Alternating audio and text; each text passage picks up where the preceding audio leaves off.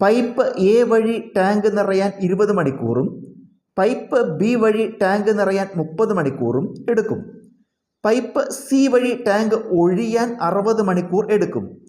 മൂന്നും ഒരുമിച്ച് തുറന്നാൽ ടാങ്ക് നിറയാൻ എത്ര സമയം എടുക്കും?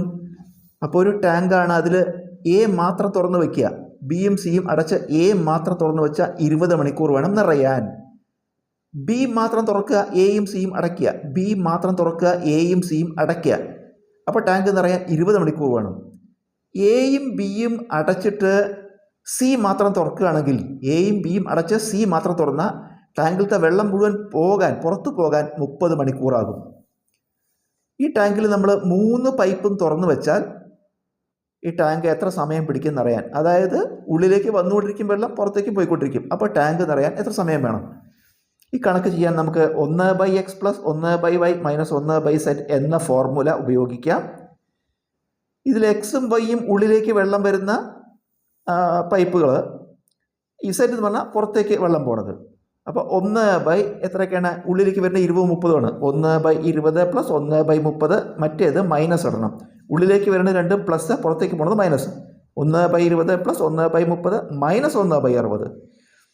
നമ്മൾ ഛേദങ്ങളുടെ ലസാഗു കാണുക, കാരണം ഇത് കൂട്ടണമെങ്കിൽ ഛേദങ്ങൾ തുല്യമല്ല. അപ്പോൾ ഛേദങ്ങളുടെ ലസാഗു കാണുക, 20 30 60 ലസാഗു.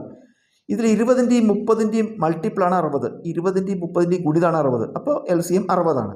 ഇനി നമ്മൾ എന്ത് ചെയ്യുക? എല്ലാ ഛേദങ്ങളും 60 മാറ്റണം. എല്ലാ ഛേദങ്ങളും 60 അപ്പോൾ 20 60 ആവാൻ 3 കൊണ്ട് ഗുണിക്കണം. 20 60 ആവാൻ 3 കൊണ്ട്.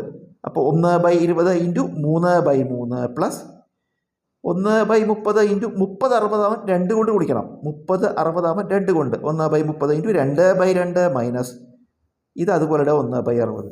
ഇവിടെ ഗുണിക്കുമ്പോൾ 1 3 3/20 60 പ്ലസ് ഇത് ഗുണിക്കുമ്പോൾ 1 2 2/32 60 മൈനസ് 1/60. ഇപ്പോൾ ഛേദങ്ങൾ തുല്യമായി. ഇനി അംശങ്ങളുടെ ക്രിയ ചെയ്യുക.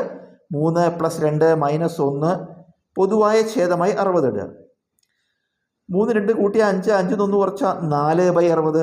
ഒടുവിൽ നമ്മൾ ചെയ്യേണ്ടത് ഈ കിട്ടിയ കിട്ടിയതിൻ്റെ വിൽക്രമം എടുക്കണം, റെസിപ്രോക്കൽ തിരിച്ചിടുക അംശവും ഛേദവും. അപ്പോൾ ഇത് വരും 60/4. 60/4 എന്ത് പറഞ്ഞു? 60/4 പറഞ്ഞാൽ 15 ആണ്. 15 × 4 60. ഉത്തരം 15 മണിക്കൂർ.